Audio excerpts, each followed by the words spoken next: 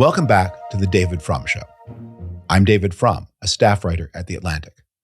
My guest this week will be Stephen Richer, formerly recorder of Maricopa County, Arizona, the chief election official in the city of Phoenix in the swing state of Arizona, and we'll be discussing election integrity and the threats to election integrity, the conspiracy theories and lies that are told about elections past, and that present a threat to the integrity of free and fair elections in 2026.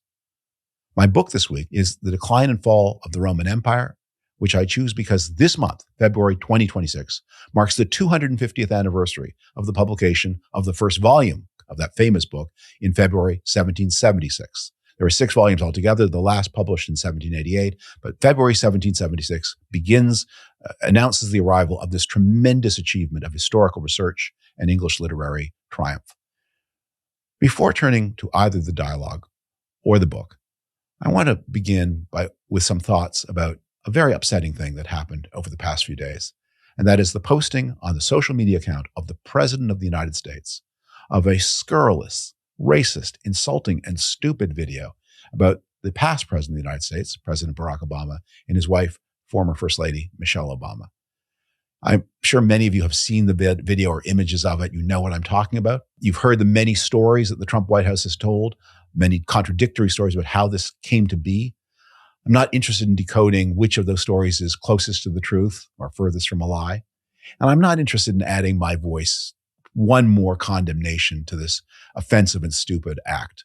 The whole country has reverberated with condemnation, which is right and just. And I'll say I agree. What more can be said? But there is a deeper thing going on here that does deserve some comment. You know, race, of course, is the fundamental chasm, the fundamental wound in American society. And moving toward a more just racial constitution of the United States has been the work, it's been a work that is never, you cannot date when it begins and you cannot date when it ends. It goes on and continues to this day. But the society is changing, and a new racial constitution has been coming into being. Right now, about 93 million Americans are either immigrants themselves or the children of immigrants. That's almost a third of the country.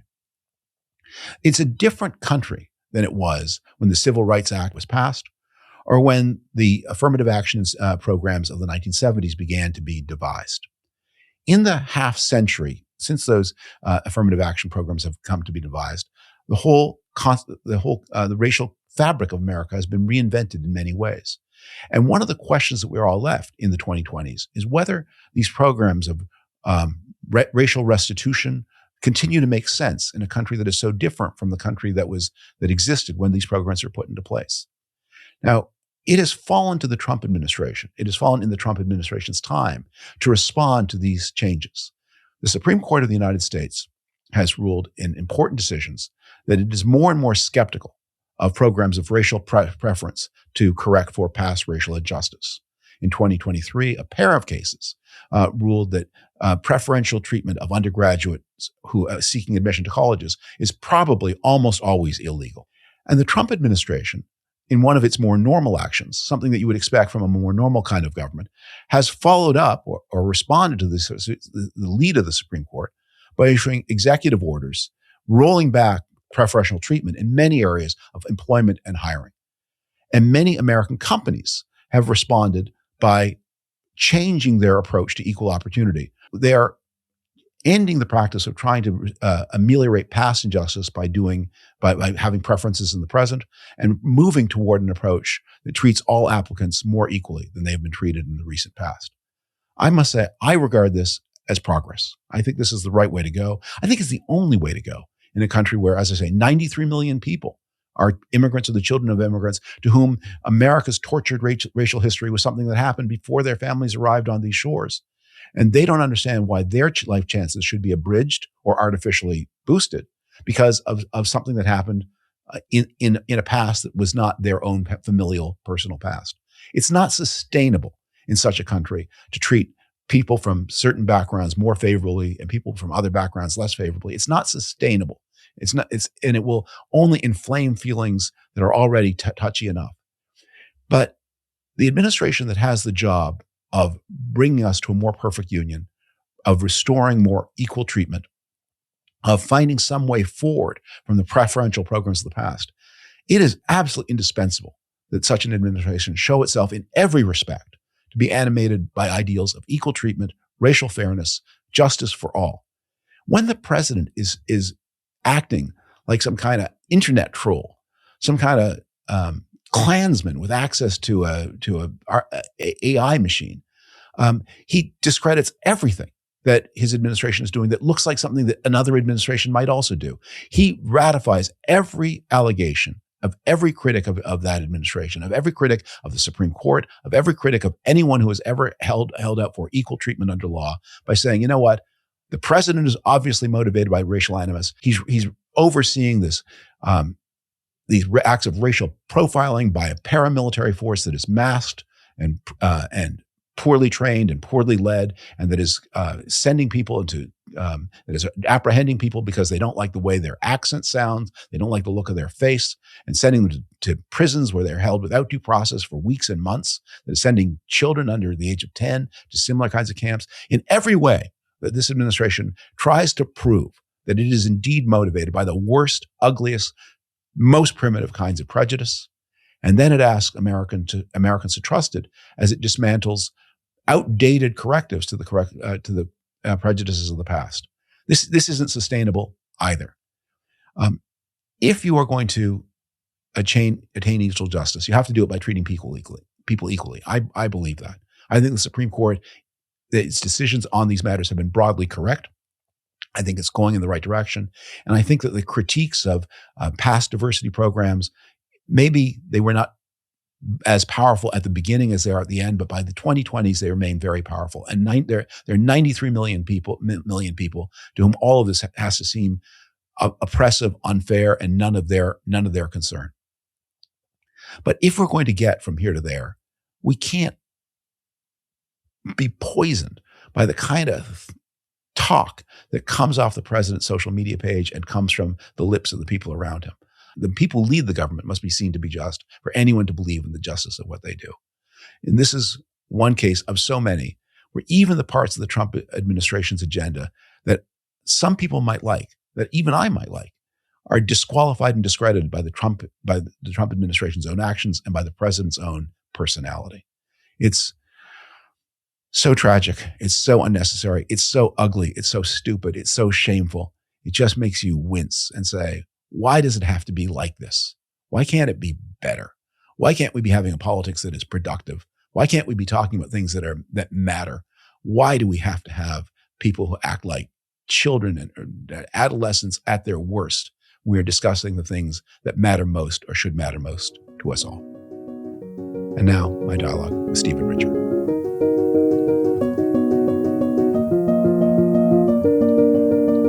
Stephen Richer was elected Recorder of Maricopa County, Arizona in November of 2020 and served in that role from the 1st of January 2021 to the end of December 2024. Maricopa, of course, is the county around the city of Phoenix, the biggest city in what has become a crucial swing state. And the Recorder is the most important election official in that county.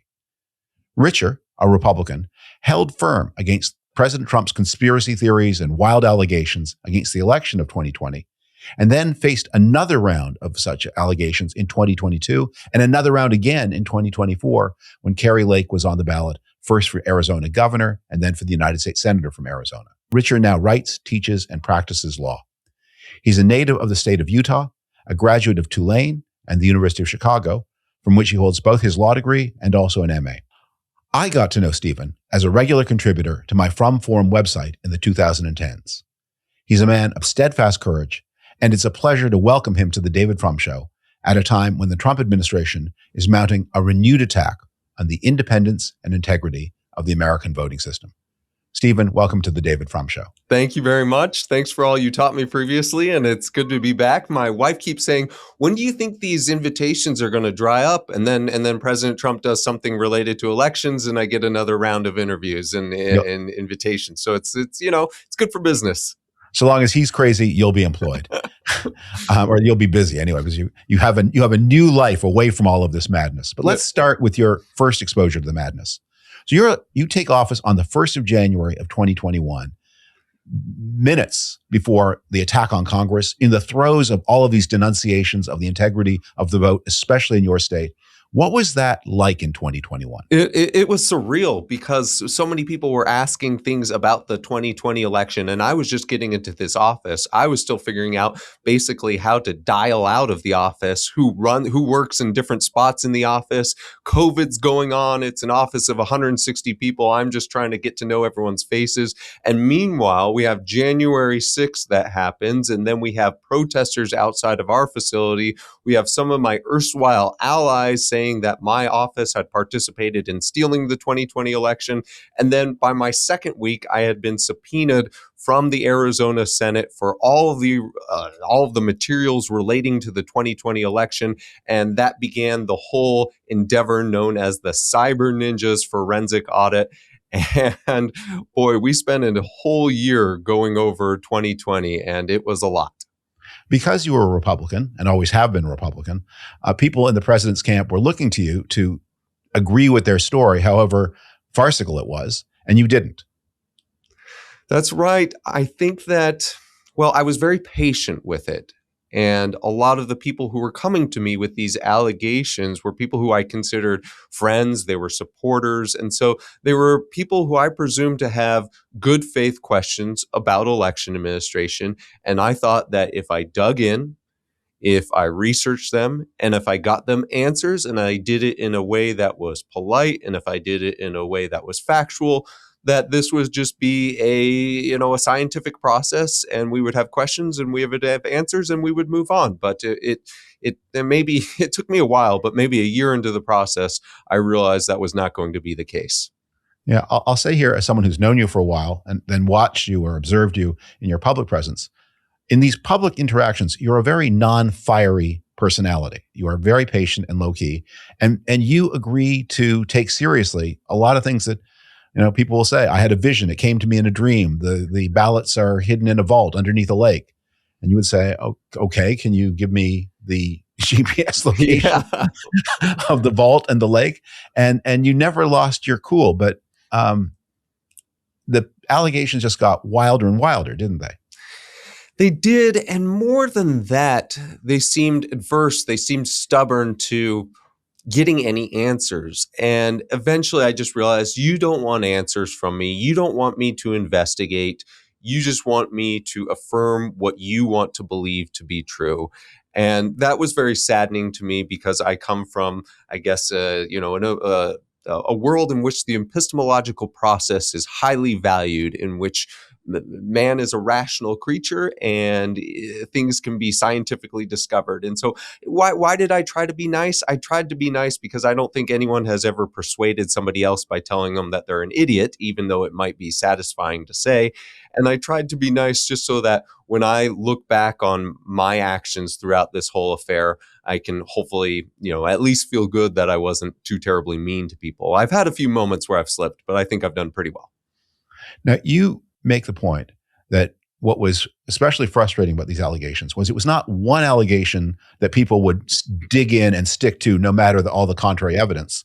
It was a series of contradictory allegations. And each time one fell apart, another would manifest itself, and then it would fall apart, and then there would be another. And it was just a wild series of mutually contradictory, but always the same answer, but never the same explanation. That's right. And you're on the internet, I think a healthy amount, but you're on the internet enough to see that a lot of these claims keep popping up. It's like whack-a-mole. And weirdly, the burden of proof always seems to be on those of us who won all the court cases, those of us who won all of the audits, and yet it's on us to disprove every single wild-eyed allegation. I really hate that framework. I think it should instead be on the movement, so to speak, on the people who are alleging the thing to have to bear the burden of proof. But what I do is, somebody throws out a claim, I investigate it, and then I disprove it, and then they move on to another one, and it's frustrating and it's exhausting. And again, it just goes to the fact that a lot of these people aren't looking for facts. A lot of these people are just looking for affirmation of their beliefs. But my mentality is that if there's still people out there who are looking for facts, then I want to give it to them. Let's bring this forward to the present, because the reason all of this is suddenly so very, very urgent is not just that we've had this ever-continuing claim by Donald Trump where he says things like, I won the state of Minnesota 3 times when he won it no times.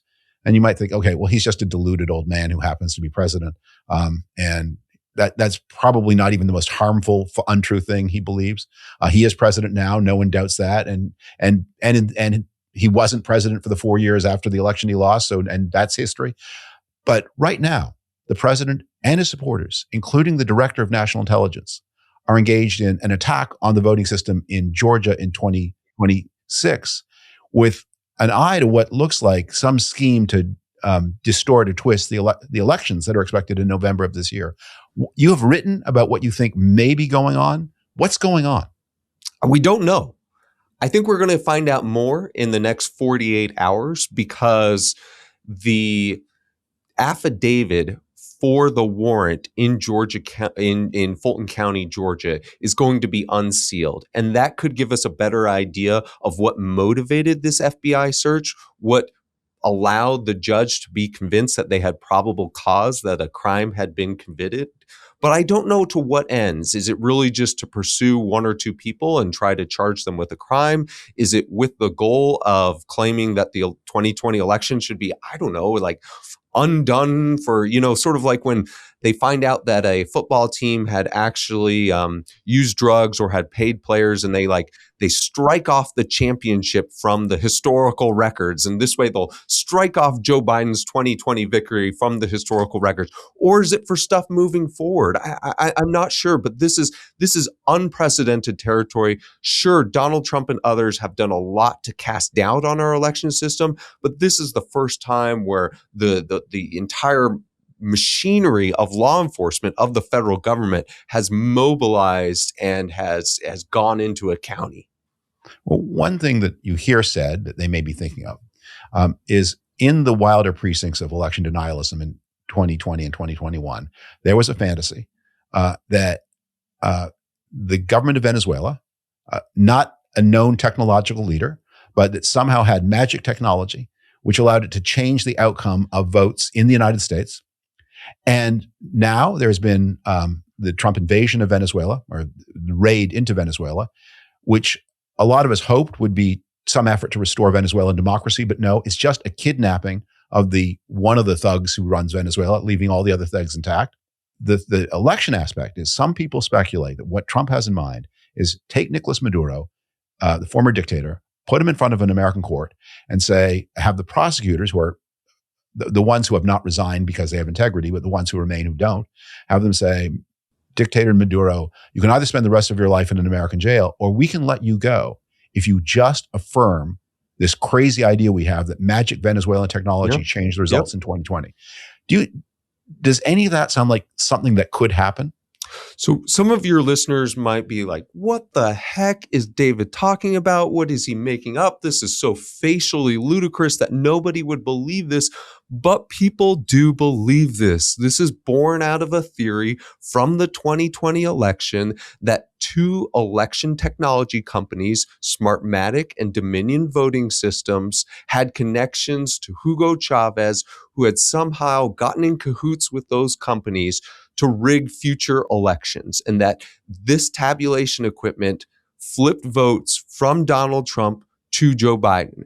And I should say that we know this isn't true because 98% of Americans vote on paper ballots, and those paper ballots can't be hacked, and they are hand count audited after the election. Nonetheless, people believe this, and so some people think that, oh my gosh, the reason we went to Venezuela, the reason that we extracted Maduro isn't because of narco-terrorism, isn't because of opioids in American streets, isn't because of wanting to get their oil, but is because finally the plot will be uncovered to steal the 2020 election.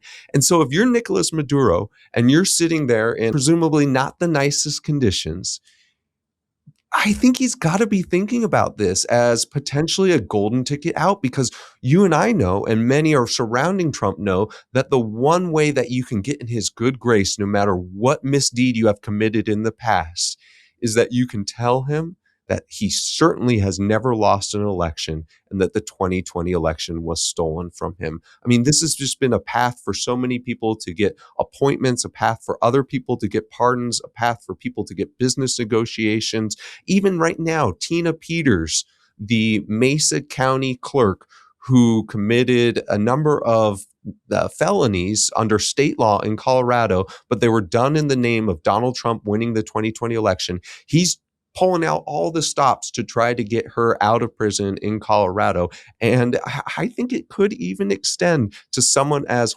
horrible, a mass murderer like Maduro. Well, Trump let out the former president of Honduras, who's one of the biggest drug dealers in the world. That wasn't about the election. By the way, in the Tina Peters case, she was convicted under state law, correct? So Trump can't just pardon her. He has to muscle the state of Colorado into somehow releasing her. But it's extraordinary what he's doing right now. He's pulling funds from Colorado. He vetoed a water bill that was very important to the residents of Colorado. He's calling Jared Polis a terrible person on a regular basis. And so he will leverage whatever power he has. And in the instance of Maduro, he does have much more power than he has over Tina Peters. Now, let's go to the forward-looking part of this. Are we seeing in Georgia some kind of dress rehearsal for using the muscle, the military of the federal government and the military or other assets to intervene in state-run elections in 2026 and try to stave off what otherwise looks like a likely Republican defeat if the elections are allowed to be free and fair? And the scheme seems to be find some way by looking backwards to 2020 to prevent the elections of 2026 from being free and fair. Yeah, I don't know. I don't know how much of this is about Trump's ego and about looking backwards. Certainly people like you had the president of the Brennan Center on previously. He's somebody who has said that this is about looking forwards. This is about the 2026 election. This is about the 2028 election. But your guess is good or better than mine. And so is this a dress rehearsal for involving the federal government in ways that never would have been before contemplated? And I'll say that over the last few months, I've ordinarily been pretty reluctant to embrace any sort of theory that Donald Trump could manipulate the 2026 elections. You know, people normally talk about stationing ICE at a few voting locations, or they talk about him pulling federal funding from cybersecurity programs. And to those allegations or to those concerns, I usually say, well, at the end of the day, the counties run elections. They're run by bipartisan teams. They have a lot of checks and balances built into the process, and they're going to be administered. But this is the first instance in which I could begin to believe that something truly spectacular is going to happen, in which our 2026 midterm elections are not administered like past elections have been. Well, let me ask you, because you sat in the chair, you ran the office, you know the very minute details of how elections are administered, something most of us don't pay attention to because we just think, go vote, the votes get counted, we believe what they say. Sometimes the one we want wins, sometimes and we're happy, and sometimes the one we want doesn't win, and we say, wait till next time. But going inside the box, supposing I'm not going to ask you to say anything that probably the people who would abuse this information don't already know. But you're at a tabletop exercise and you're invited in the name of election hardening to say, we want you to play the other team. We want you to play the leader of the team that is trying to cheat in 2026. Knowing on the basis of what your knowledge, what would be your scheme for interventions to sway the result against the will of the people in 2026 if you had to tabletop that exercise? Yeah, so we do a fair amount of this actually within a number of different election communities. And I always fall back on where I think President Trump is most potent is still in the post-election procedures, still in sowing doubt in the minds of enough Americans that they don't think the elections are legitimate. And therefore, I don't know, they don't have to recognize the new elected officials, or the Congress doesn't have to seat its new members. That's certainly a popular theory that's floating about, that Speaker Mike Johnson, the outgoing speaker, will choose not to, seat the new members because they're in allegedly disputed elections. I find that to be much more plausible than, we're going to go in and we're going to tip over every single tabulation machine so that those can't be used. And then there's just pandemonium time because they have to do hand count auditing, or we're going to try to send the FBI to run the 9,000 different voting jurisdictions in the United States. Our election system is just so disaggregated, so driven by state law, so driven by local nuances, that I think it would be very, very challenging for the federal government to really take over here. Well, a lot depends on whether the 26 elections are close or not close. I mean, if we're in a true wave and 40 seats are changing hands and the Senate is changing majority, probably at that point, if you tried to send the FBI to do something, it would look both it would be both hopeless, but it would also look obviously illegitimate.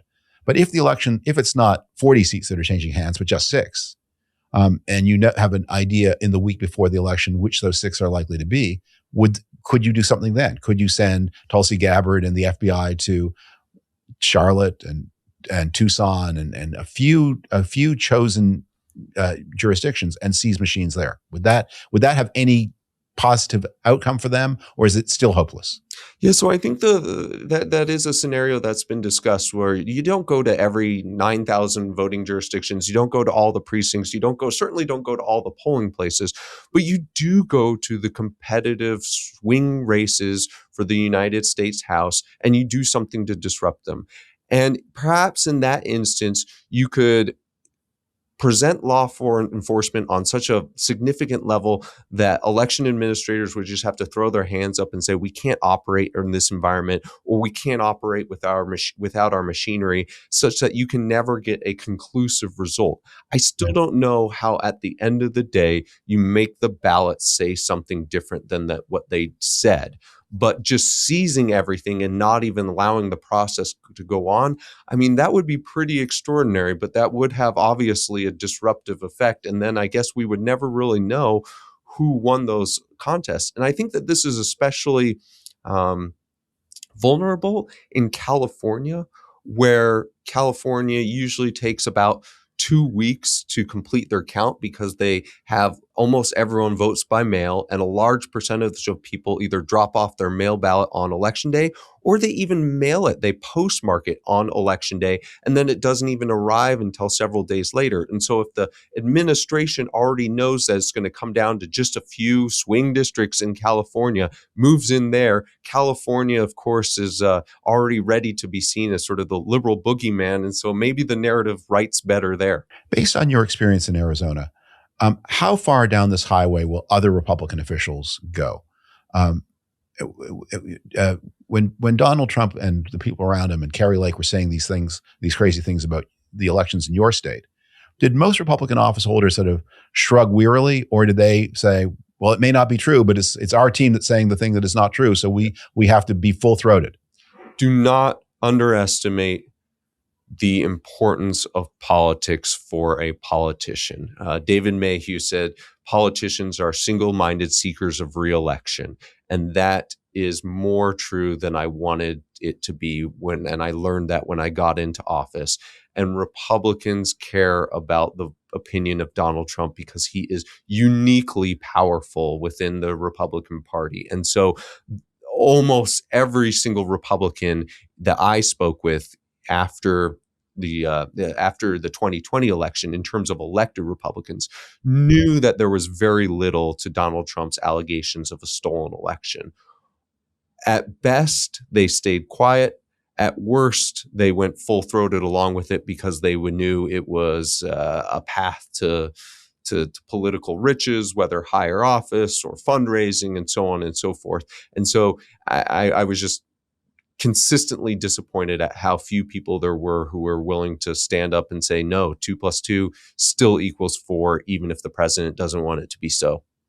How robust are the state courts and the federal courts in election administration? So I do think that this is one thing that we can take some solace in, and that was very consistent and strong from 2020 onward, is that I know that people take issue with courts of appeals and with the United States Supreme Courts on some highly politicized issues. But in terms of election denialism, in terms of saying that, for instance, again, that Dominion tabulation was connected to Hugo Chavez. There was not a single state or federal court that indulged those fanciful lies. And so still, I think that if there's one place where we consistently win because we have all the facts and we have all the law, it's in the courts. And so I still have put great faith in the courts. I still have a lot of confidence in the courts.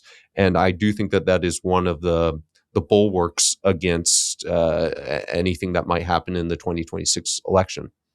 Can you decode the role? How is it that the director of national intelligence has any role in anything to do with an election? Well, I think all the formalities and lines have been blurred quite a bit in the Trump administration. And even this one is a bit confusing because President Trump said that he had no idea why Tulsi Gabbard was there. And then the next day at the National Prayer Breakfast, he said, well, being Pam Bondi, the attorney general, had asked her to be there. And then a number of other people have had shifting analysis as to whether or not she was supposed to be there and what she's been doing there. But I think Tulsi Gabbard realizes, as many have realized before her, that Donald Trump cares deeply about this.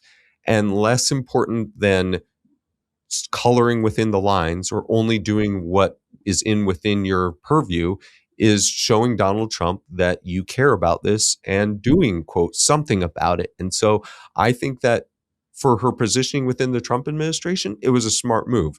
Now, will he eventually expect her to produce something? There, I think she could be in a little more challenging position because I think that most of this is being done by the Justice Department and the FBI, and they would say maybe this is our stuff, but out. But I think being there certainly helped her in Trump world. Yeah. But there is a strange. I mean, the FBI is an institution that is being broken before our eyes as well, and good officers are being driven out, bad officers are being hired. The FBI is being turned into an arm of very, very partisan justice. I mean, how much confidence do you have in them? And you've seen them in Arizona. What do you think is likely to happen in 2026? I have a lot of confidence in the FBI and the Department of Justice as it previously existed. And I still have a lot of confidence in a lot of the people there. These people are amazing. They really believe in the role of the agencies. They believe in doing justice. They're highly professional. They're highly skilled. Unfortunately, as you said, those people are leaving. And if you look at the New York Times story, I think just a day or two ago, about what's going on with the applications to the Department of Justice, it's very telling. One, the number of applications is way down and they're struggling to recruit the same high quality, high caliber people that they were previously. And two, as part of the application process, applicants have to answer questions about which parts of the Trump agenda they like most, how they will advance the Trump agenda. And this is just so anathema to anyone who really believed in the Justice Department's mission and the FBI's mission, that I do think it will have a corrosive effect. I just don't know how long it will take to get to the tipping point where those are the types of people who are running ops. What is the SAVE Act, and why do the Republicans care about it so much? Yeah, there's a few pieces of legislation right now that Republicans are trying to put forward to supposedly close gaps in problems that they see with election administration. One's the SAVE Act, one's the Save America Act, and one's the Make Elections Great Again Act. The SAVE Act is aimed primarily at proof of citizenship when registering to vote. So under the National Voter Registration Act, the NVRA, which was passed in the 90s, if you want to vote in elections in the United States under federal law, you just have to attest under penalty of law that you are a United States citizen. You don't have to show documented proof of citizenship. The Republicans want to change that such that you have to show either a passport or a birth certificate when registering to vote. Now, I actually think that there's something to that idea. I don't think that's an unduly onerous burden, but the way in which they've drafted it is problematic. The way in which they're trying to impose it is problematic. And there's also a lot of states' rights people who say, well, I actually think that this should be best left to the states. And there also is something with this that is a little like, politicians are older than they used to be, like not dealing with present day America. If the vote were restricted to people who have a valid passport for international travel, wouldn't that skew the electorate much more toward the Democrats than toward the Republicans? I mean, in 1996, having a passport probably did indicate you were Republican leaner, but not in 2026. So I should first say that this is predicated oftentimes on a false notion that there are large numbers of non-citizens who are participating in American elections. And that's simply not true. It's not true by the number of people who have been prosecuted for this, but it's also not true because a number of states, even in recent weeks, have affirmatively investigated the number of non-citizens on their rolls. I wrote about this in the New York Times, and just simply the numbers aren't there. And then secondly, yes, I'm not even sure that the political calculus is right. As you've noted before, the demographics of the Republican Party have materially changed even from where they were in 2016. Republicans are no longer the disproportionately educated, disproportionately affluent country club party that maybe we once envisioned them. And they are actually potentially less likely to have passports because they're not living in coastal cities and taking those international trips. And so I do think that that's another curious wrinkle to the SAVE Act. Now, maybe Republicans would say, well, that's not our goal here, and our goal is just to further secure elections. I would say we need to clean up how it's being done technically, and I still don't think that there's a great justification for it. And a lot of people say, well, Stephen, voter ID polls really well. And I say it does. This is not voter ID. Again, voter identification is what you do when you show up to vote and you take usually a driver's license and you say, I am the person who is registered to vote. SAVE Act is about when you first register to vote, whether or not you have proof of citizenship, which might, as David said, be a passport, or it might be a birth certificate. So what are the other acts that the Republicans are interested in? So the MEGA Act does things like it's this whole laundry list of sort of things that the Republicans have talked about in the elections context for a while, stuff like banning ranked choice voting, stuff like banning states from sending out mail ballots to all registered voters, things like banning states from allowing mail ballots to come back after Election Day if they've been postmarked on Election Day. So my complaint against this isn't necessarily policy item for policy item, but it is very much a federalization of election administration. And if there's one thing that separates sort of the Trump camp from the McConnell camp, is the McConnell camp would say it was wrong when Democrats tried to do it with H.R. 1 in 2021. It was wrong when I probably looked at this way back earlier in my political career, and it's wrong now. And the Trump people would say, we want to change election administration. We want to do it through executive order even. And even if we can't do it through executive order, then we want to do it through federal legislation. Well, I think the Republicans are in the group of, we remember a world where Republicans were more likely to have a passport than Democrats were, but that was a world of long ago. We're mad about mail-in ballots because they helped Biden in 2020. Because in 2020, there was a special circumstance where people who took COVID seriously were more likely to vote by mail than people who didn't take COVID seriously. And Republicans and Democrats were more likely to take COVID seriously than Republicans. But what also seems weird about this for Republicans to make such a fetish of it now is in normal times, who's most likely to vote by mail? Active duty military personnel and older people. So you think, well, gee, I mean, if I'm a Republican, why do I want to make that more difficult?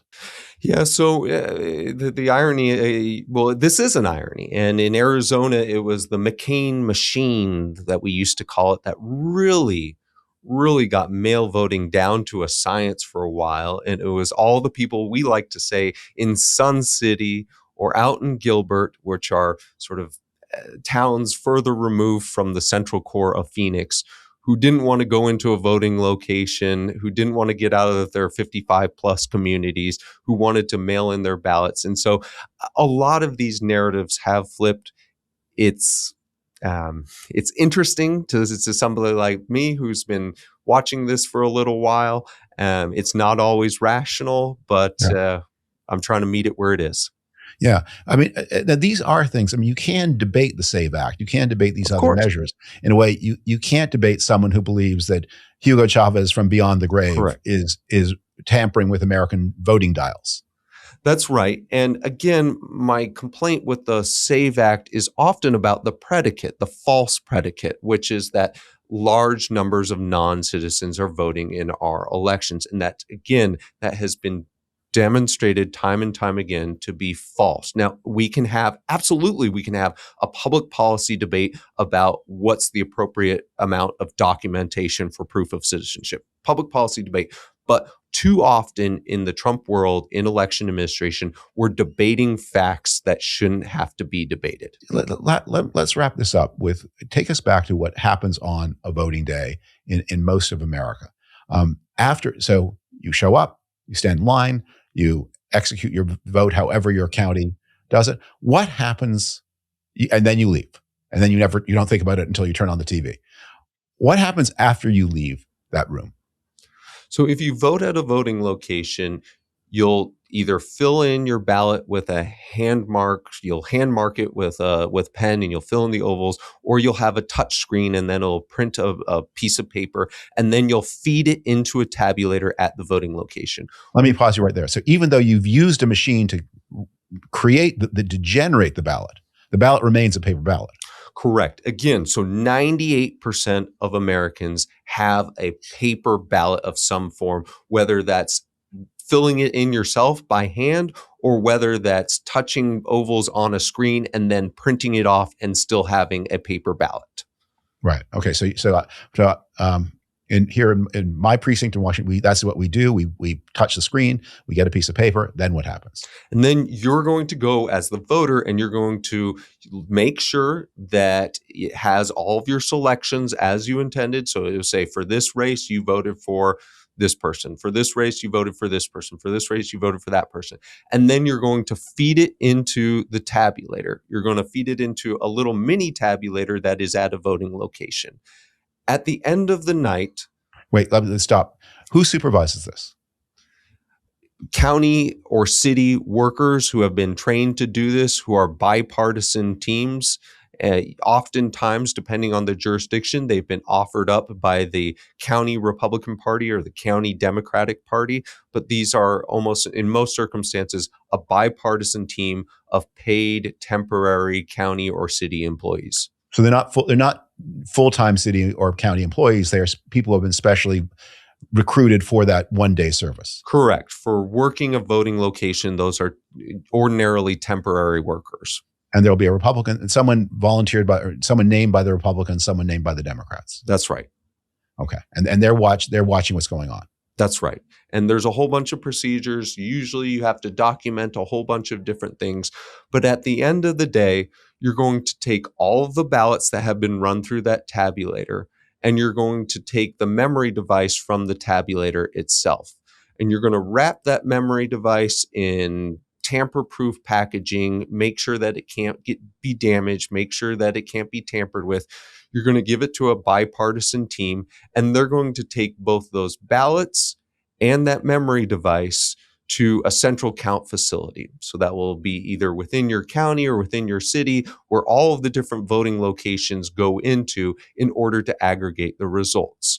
And when they aggregate the results, not only will they load that memory device into this main server to add to the other votes that have come in, but they'll make sure that the number of votes that it recorded is the same as the number of ballots that were returned from that voting location, such that if the memory device reads 1,123 ballots have been read on this, there better be 1,123 ballots that are in the drawer where they went after they were tabulated. So that's one component of it. There's a whole bunch of other components because obviously some people vote by mail, some people get a mail ballot and they drop it off. But an important part of this is we don't just load those into the elections management server, print the results, and then say, well, hope everyone enjoyed their election.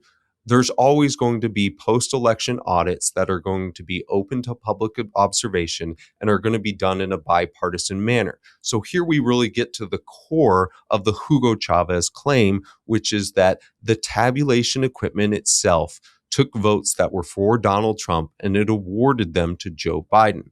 And we know that's not the case because what we do is we select random batches of ballots. We see what the machine count was on them, and then we give those physical paper ballots to bipartisan teams of Republicans and Democrats who hand count them, and they make sure the machines got the count right. One of the complaints that the Trump people had was they couldn't bring their bands of enthusiasts into those counting rooms. Yeah.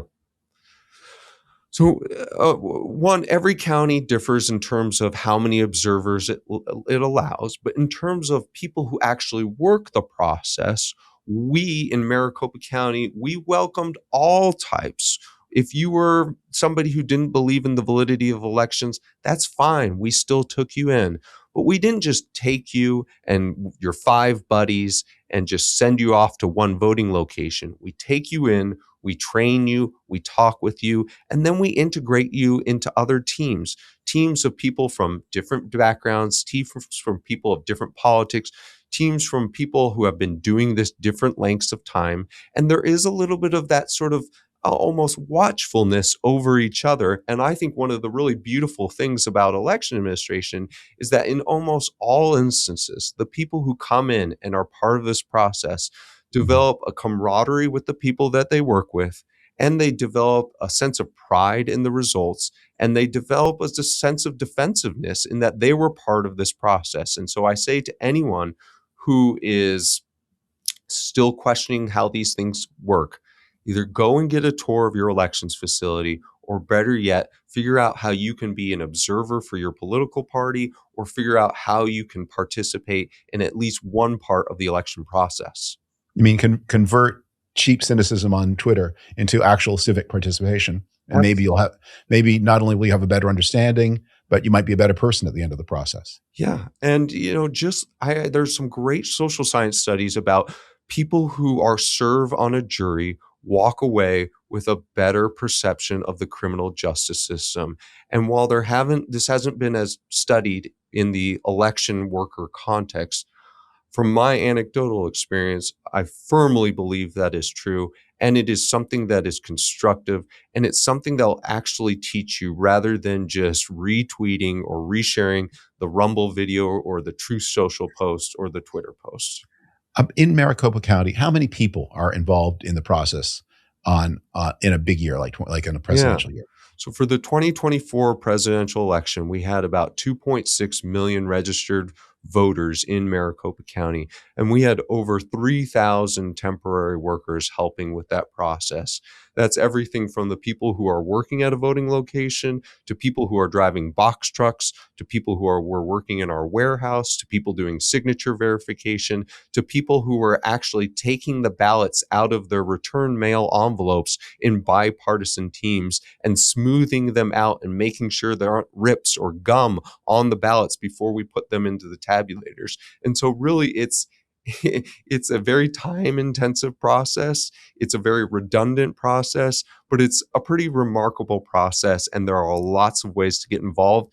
And I think that you'll find that far from being complicit in a grand international scheme that seems fitting for a Mission Impossible movie, I think that you'll find that it gets a little boring after you've been doing it for hours and hours and hours.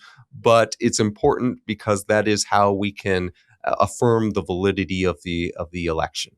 So in just your one county, just Maricopa, we need to get 3,000 people to be involved in the conspiracy. And so that is really another reason why our system is hardened against broad-scale attacks, because I mentioned there are about 9,000 different voting jurisdictions in the United States, and each of those voting jurisdictions, they're not as big as Maricopa County. Maricopa County is only smaller than Los Angeles County in terms of elections jurisdictions, but they have a number of people working. And so to have a conspiracy, you would have thousands and thousands of people in on it.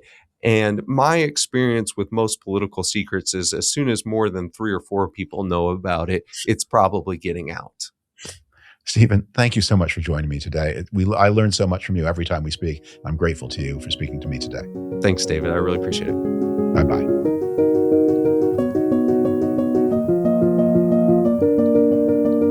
Thanks so much to Stephen Richer for joining me today on The David Frum Show. Now, as I mentioned at the top, this month, February 2026, marks the 250th anniversary of the publication of the first of 6 volumes of Edward Gibbon's Decline and Fall of the Roman Empire.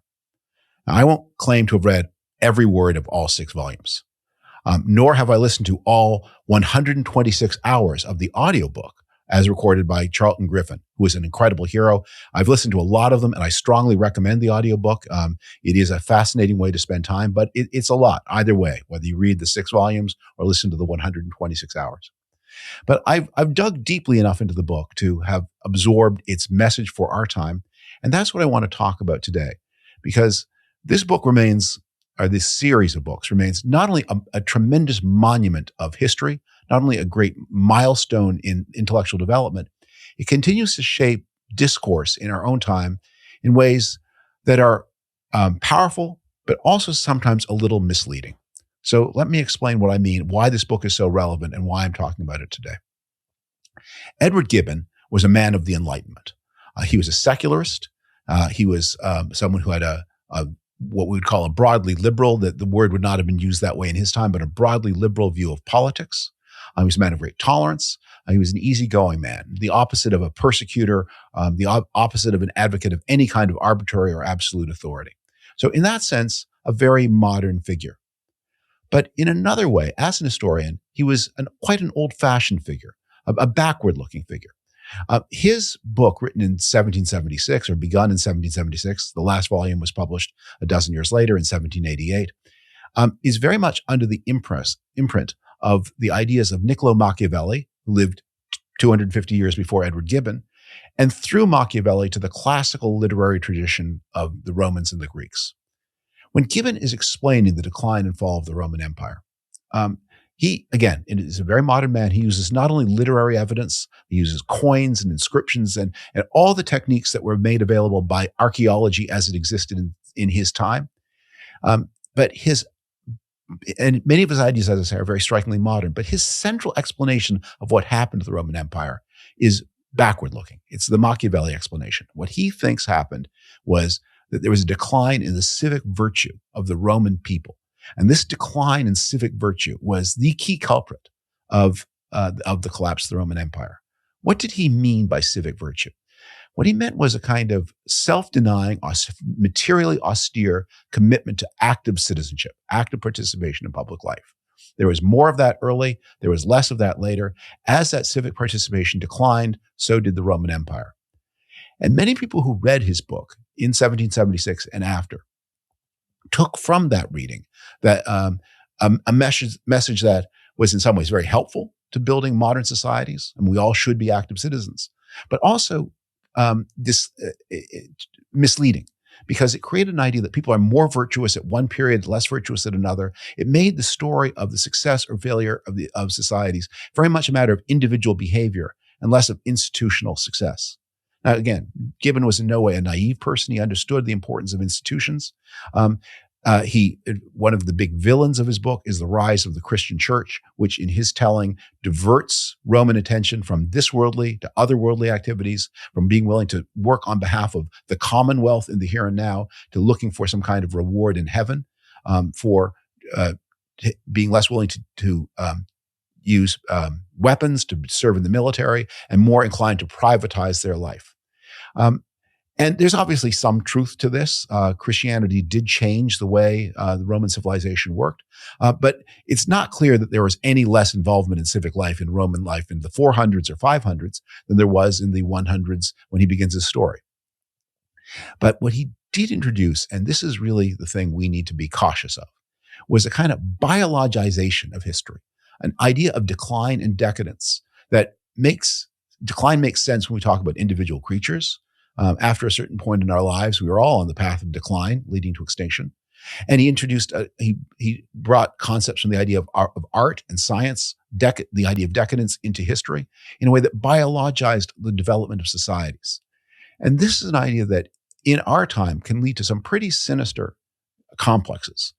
This hunt for decline and decadence as a way, and this desire to reaffirm society by somehow purging us of the things that make us freer, that give individual life more scope. Again, not blaming Gibbon for that, but these are ideas that through Gibbon have haunted the discussion of political science and economic development and historical development. I think as we return to this mighty work from 250 years ago, there's a lot to benefit from, and there's including above all the extraordinary labor that went into producing this giant work that is still so fascinating to read, still so eminently quotable in a literary style that resonates to this very day. But the reason the Roman Empire declined and fell was not because the Romans were virtuous at one time and less virtuous at the other. They were met with concrete problems in the here and now. Problems of climate change, problems of plague, problems of the faster and military development of their neighbors. Romans started with a big organizational advantage over the less organized societies on their borders. As the Romans developed, as the world developed, those neighbors caught up and equalized the military balance, and the Romans were not up to the task. The Romans also developed problems of succession. They couldn't provide orderly ways that didn't involve coups and assassinations and civil wars, of making sure that executive power flowed in continuous ways through bureaucratic systems. Partly that was because of the material primitivism of the time. Partly that was because of just the scale of distance on which they had to work. But partly that was an institutional failure that was inherent in the way they organized the world, and that we can learn some lessons from. The world is always old and always new. Human beings age, but societies don't. And if there's a lesson to be learned from the decline and fall of the Roman Empire, it is to think less about decline and fall and think more about how do we preserve and maintain the success of the society that modern day people have, Americans and people in other democracies. How do you preserve what you have as institutions? How do you keep alive that the incentives to maintain the active citizenship that Gibbon taught as so important? Anyway, those are my reflections on 250th anniversary of this amazing work. But go read some of it, more of it, all of it if you can yourself, and see what you think. Thanks so much for joining me today on the David Frum Show. As always, the best way to support the work of this program, if you want to do so, is by subscribing to The Atlantic and supporting the work of all of my colleagues. Please share and subscribe to the program and share it on social media if you're so minded. And you can follow me on social media as well, at David Frum on X, Twitter, and on Instagram. See you next week on The David Frum Show. Oh, and one last word. I wish a very meaningful Valentine's Day to all who celebrate this often difficult, but potentially very rewarding holiday. Thank you so much for joining me this week on The David Frum Show.